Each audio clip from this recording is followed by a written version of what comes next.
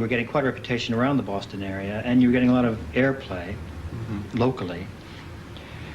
Now, when you are a big local group, but you're not anything elsewhere, how do you go about getting your fortunes raised?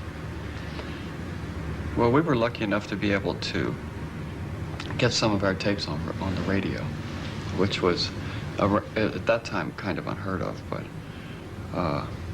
we had a friend, disc jockey, who was a big fan of the bands and decided to play, you know, our tapes, and we had some demos that we had done live 2-track tapes, and it, just from getting it played on the radio, it was a big request, you know, item, probably more so than any of the records at the time that were on the radio.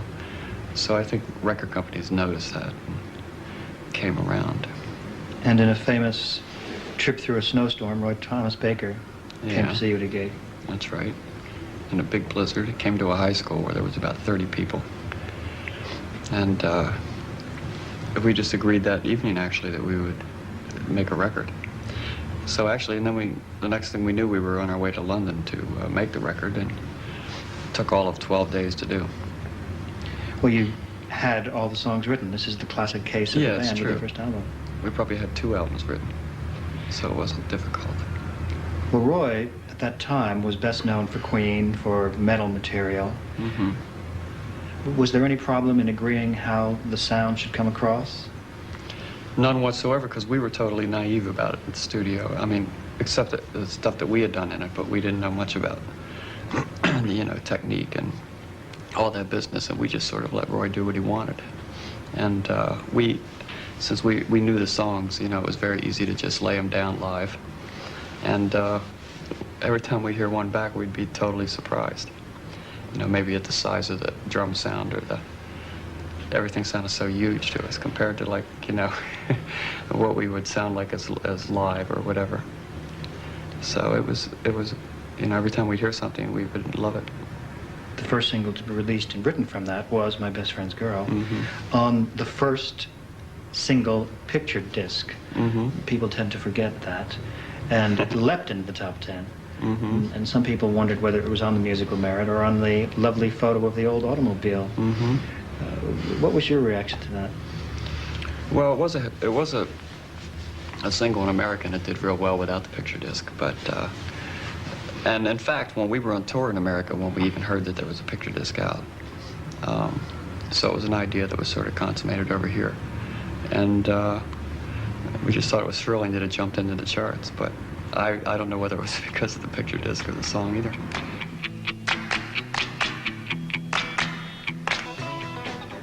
And while that record, My Best Friend's Girl, was a hit in England and all over Britain, Just What I Needed was the big one in the States. Right. And that was the one that had a lot of requests on radio, wasn't it? Yeah, exactly. I don't mind you hanging out and talking in your sleep. I guess you're just what I need. I needed someone to feed. I guess you're just what I needed. I needed someone to feed. Now, many groups have a second album dilemma because the songs that they accumulated through the years, which were on their first album, are gone.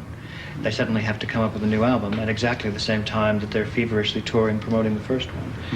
Did you have problems getting together a full body of material for that album? Not for that one. It wasn't too much of a problem because we had quite a lot left over from the first, you know, or from our live performances.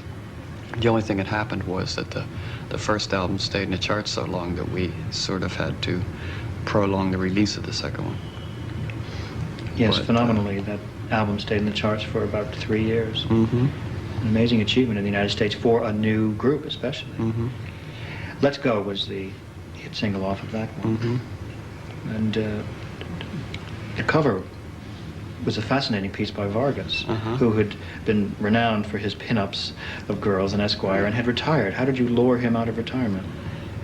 Well, it was an idea of David's, our drummers, to go seek out Vargas, and we found him in L.A. actually, living in a nice little side street, you know, and living with his sister or something, and actually went to his house and knocked on the door and said, asked him if he would paint, a cover for us, with sort of a picture of one of his girls on the cover, or on a car. And he had been retired for about 7 years or something, and I don't know, it just must hit him at the right time because he decided he would do it. You got wonderful eyes and a whiskey mouth. I like the nightlife, baby. She says, let's go.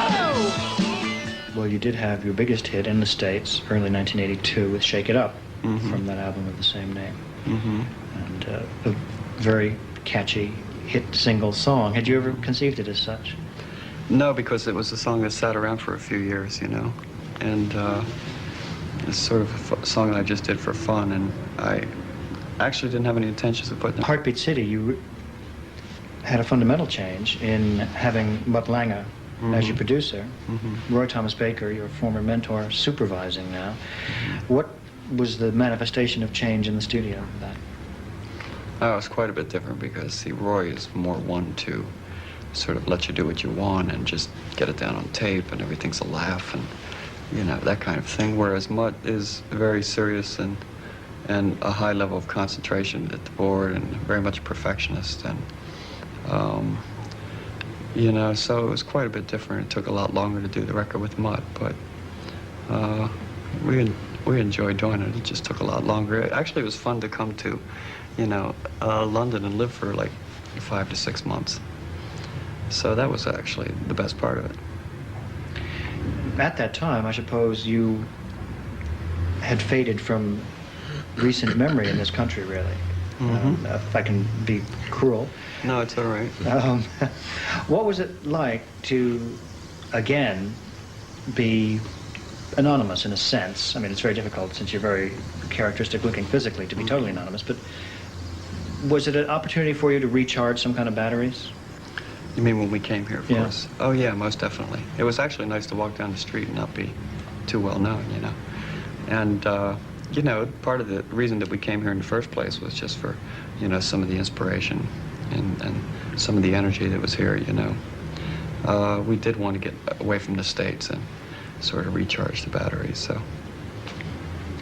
Well, you had an ingenious plan of promotion by making a long-form video, as it's called, of the album, which is called Heartbeat City. And you had various video producers and directors try their luck with you. Now, this is quite different from someone like, say, Duran Duran, who used Russell Mackay for their entire long-form video. Whose decision was it to go for individuals on certain tracks? Well, we just decided that, the best way to get a video that might not look like all the others is to use directors that hadn't made them before.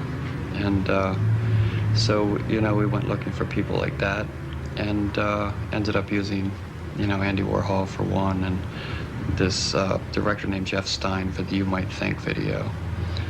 And Timothy Hutton, the actor, did one for Drive. And various other people, but it just seemed, logical that if you wanted to get something that didn't look like something else, maybe we should give shots to people who hadn't made them before, so that it wouldn't be in that stock sort of video look. Well, in retrospect, it was a sensationally successful decision. So if we may talk for a moment just about some of these clips.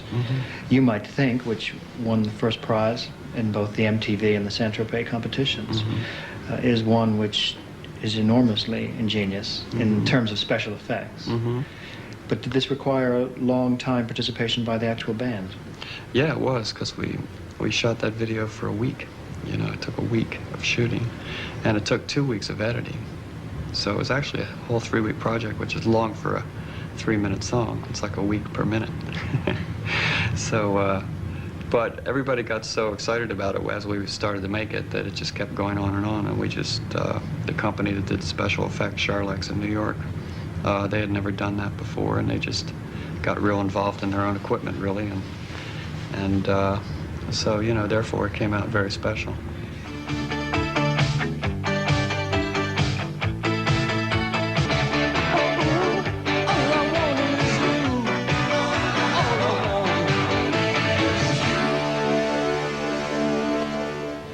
case of Drive, a video which you mentioned was directed by the actor Timothy Hutton, there is a woman who gives a superior performance of someone who is very emotionally disturbed.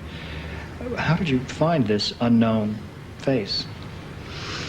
I think it was a friend of Tim's. I'm sure Rick knows more about that aspect than I do, but it was a friend, as far as I know, it was a friend of Tim's, and he just worked mainly with the three of us for hours, told us what he'd like to have us do, and the way we should, we should feel, the general concept of the song to him. Well, Rick, this was an extraordinary performance, wasn't it, by this girl? Well, there was, they screen tested about 10 girls or something, and it was just, it was easy to make this decision. Her name is Paulina Poroskova. She's a Czechoslovakian girl. And she just, fell right into the part. It's like she was born to do it or something. So, it wasn't hard for Tim to get that emotion out of her. And we did just labor over the characters of it for days. And unlike any other video, Tim was insistent that we, were the people that we should be in that video. And after a few days of lecturing, we all were like complete mental cases, feeling like we were those people, and that was really the real bedroom, the real set. And so it was actually the first experience in some real acting,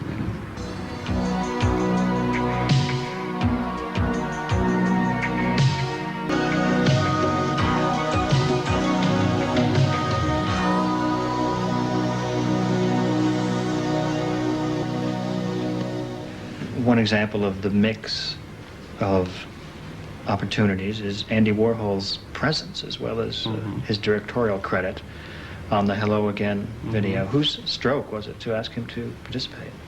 Well, I called Andy because I've known him for a while and asked him if he would do a video, and actually wanted to do it with a lot of 8mm because that was like his format in the 60s, and he has a TV show in New York too, and they did a lot of funny things with 8mm on the, that, so he just sort of jumped right in and said, yeah, I'll do it. And then the second question was, well, will you be in it? And he said, oh, definitely. I'll be in it. I'll just be a bartender, and he stood there behind that bar for like about 4 or 5 hours in that one position, like just staring out, into the bar and watching everything that was going on, and never moved. He was like, thoroughly enjoyed doing that. You might have forgot the shades of blue. The other single you had from that in the States, Magic, had as a director an Englishman, Tim Pope. Right. This is your Walking on Water sequence. Yeah, right. I assume, can I ask you to give it away? If there was some kind of transparent table on which you were standing in the swimming Oh, pool? yeah, it's easy to see, actually. You can see it in the last scene. And we left it in as well, the fact that you could see it, just for whatever reasons, But, yeah, that was about it. I was standing on, like, this plexiglass, sort of, platform, and which actually kept falling down all the time. And none of the times I was on it, but many of the times the crew was on it, And so it was a little slippery, and it was very small, so I was like trying to keep one eye on the platform and one eye on everything else. But I like Tim Pope's work a lot, and it was, I quite like that video.